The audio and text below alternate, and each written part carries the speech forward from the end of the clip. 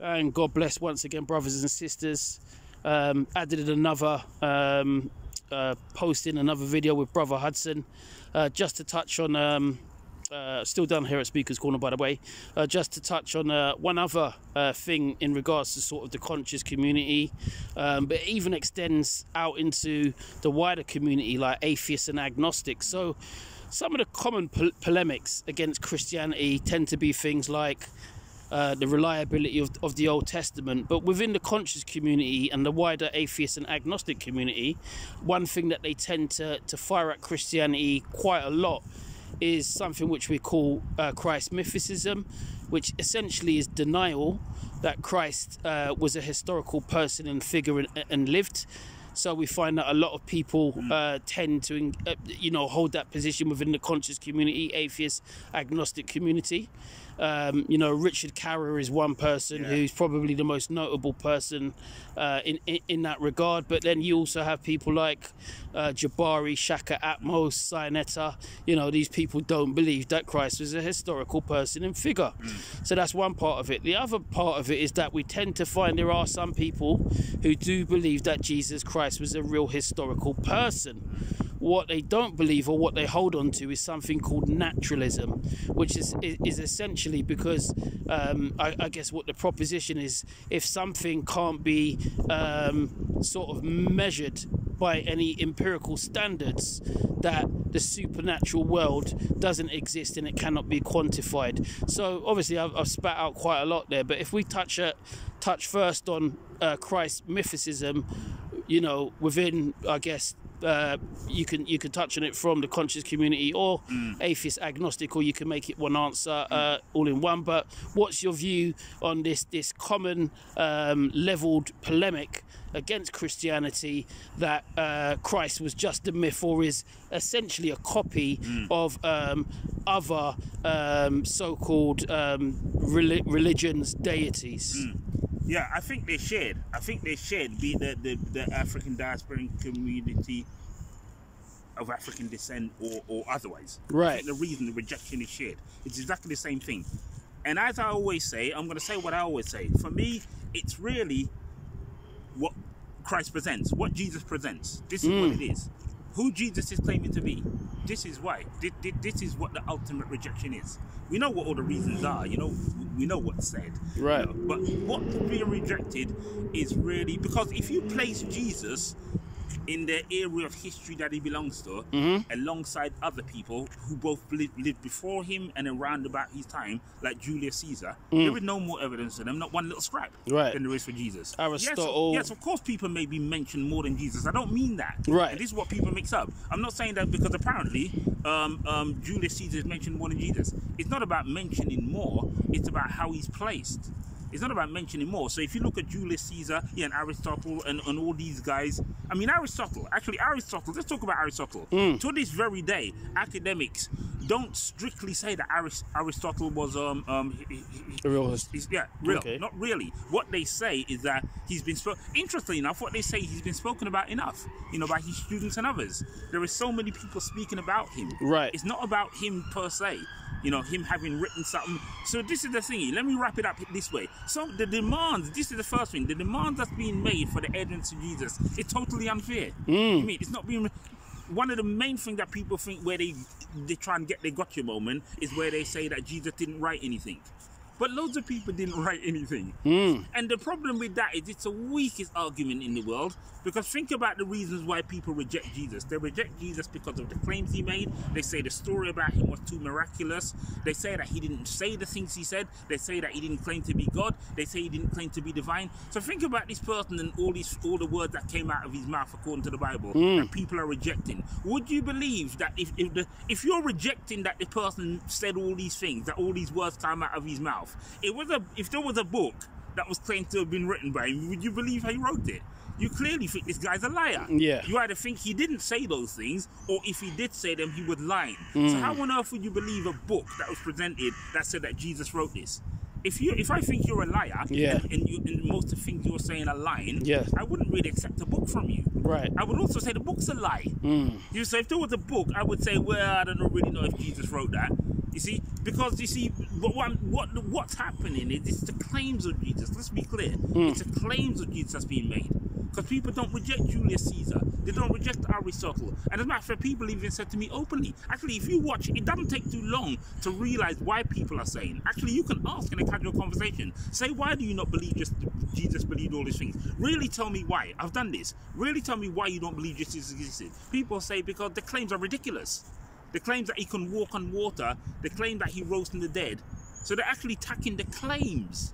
Right. So then if those claims are not real, this person sounds highly improbable. Sounds highly sort of, fictional. All these superpowers, all these miracles, walking on water, feeding 5,000. Who does this? It's just too casual. People who actually said that. Right. They said the way that the gospel was written is like the guy wasn't even thinking. He was just like caught up in some fantasy. Jesus walked on water, he fed 5,000. It's too miraculous. There's nothing humanly sort of realistic about Jesus. This is what loads of atheists say. So what you get from that is, and they say even in other stories, they actually say even when you look at other stories about Jesus, they're easily in the realm of fiction. This is what atheists say. So they say other people that wrote stories about characters like Jesus, they weren't for a minute trying to make you think it was real. They're writing in the realms of fiction. And what they say is that Jesus's articles as well are in the realm of fiction. Christians, as they say, who claim to believe this, didn't put it in its genre. That's what literally lots of them say. Right. It's just fiction, just like, some other guy, but they didn't put it in its genre. Some Christians who wanted to be religious believed it. So the rejection is really who Jesus claimed to be. That he claimed to be God. That's really the rejection. Divine, and again, Son of God. Again, it goes back to what the gospel message is about. God with Jesus us. is calling you to. Life Jesus is calling you to. You're saying, live for me. Some people have even gone on to say that Jesus sounded egotistical. They even say your God is egotistical. That's what they say. The Christian God is egotistical. Wow. Why does he want all this worship? Yeah. So when, why is he so insecure that he wants everybody to worship him and not worship someone else? They say by God saying in the Old Testament that any worship of anything or anyone else outside of me is idolatry. It sounds like a very insecure God. That's what they say. So look at the things they're rejecting. They're rejecting, but if God is who he claims to be, and if Jesus is who he claims to be, then it would make perfect sense. That this has got nothing to do with ego. It's like a boxer who wins all he fights. He can rightly sound the best. Not to do with ego. A boxer might be arrogant, in saying I'm the best. But if you just naturally say I'm the best because I've beaten everyone, how is that ego? I have beaten everyone. So it depends where you put God. So what I'm saying is, it's who Jesus claims to be, and that's why they have no problem with Bigfoot. There's lots of people that believe in these things that can't be verified. They believe in flying saucers. These are real phenomena. There are magazines based on this, not comic books. Real magazines that's trying to scientifically or technologically or in whatever way try and prove that there are UFOs of some sort, and that they're out of this world, not built by human hands. There are creatures that stand up like human beings. These are real. I've got these magazines. They're real stuff, not comic books. Right. And I think so. These people, I've even asked some of them as well. I've spoken to people like this deliberately, and I've asked them to try and justify how you believe that there's some creature that apparently somebody saw from a distance and captured to some extent on camera, and that you don't believe that Jesus was a man that lived in Israel. What if Jesus was just a man that lived in Israel and did have an ego and he did say these things? Why don't you consider it that way? Maybe he was completely wrong. But how does that stop it being the case that there was a man that lived in Israel that did say that I am God, or compared himself to the gods of the Israelites? What's unrealistic about that? He might have been mad, he might have been insane, but for you to say that he didn't say that, the story is too fantastical, so he couldn't have said that somebody must have wrote it and made it up. It's silly. I've asked people that real people are talking about, because I've went and looked for them, that really, do you believe that there's UFOs on Area 51? I've spoken to people like this, really, to present the gospel to them. There's people that believe that there's an area called 51 and that they're dead human alien bodies there, and that the government's hiding it. I'm talking about real people that really believe this. I put the gospel to them. I said, do you believe that Jesus is God? And they said, no. And I said, can you balance this out for me? Can you balance out for me that you think that there's this secret place on planet Earth that the government's hiding, but that the man 2,000 years ago didn't claim to be God, the God of the Israelites? Right. And they say, the stuff they said, they give me their reasons. They give me their reasons based on, certain people with certain qualifications that said this. And so I say, so here you go. So there's some level of authority there. You believe that somebody with certain credentials have said it, and they spent years investigating it, what they call UFO researchers. This is what people have said to me. So these are real stories I'm giving you right now. UFO researchers, you've got some journalists that's interviewed UFO researchers that's been been researching UFOs for 30, 40 years. And based on the evidence and the articles that they write, they believe that yes, there must be an Area 51 with some UFOs, stuff that's not come to the public eye yet. And they believe it based on this. So I'm giving you a real story here now. So I said, so these are articles, they're academic articles written, and they say, yeah. So I said, so that's your textbook for what you believe. And my textbook for what I believe is the Bible. So can you give me something outside of your textbook? And so I'm giving you a very real story now. I want your audience to realize. So I said to them, can you give me something outside of your textbook? And they said, no, I can't. And I said, there you go. So you're in the same position with me. So you've got somebody with a 30, 40-year history, and he's written some stuff. And he's a scientist. He's a bona fide scientist and bona fide journalist that went and did this research. And as far as and I said, but what you can't give me is what you, well, not necessarily you. I said to one particular guy, what you can't give me if I was to ask for, and other people have not given me, is some actual evidence. The kind of evidence that atheists seem to be asking for. What you can't bring me is the alien. Right. You can't bring me the actual alien, you know, some figure, and say this is what's being hidden in Area 51. What you can bring me is lots of articles. You can bring me qualified people. You can bring me people that's had what do you call it?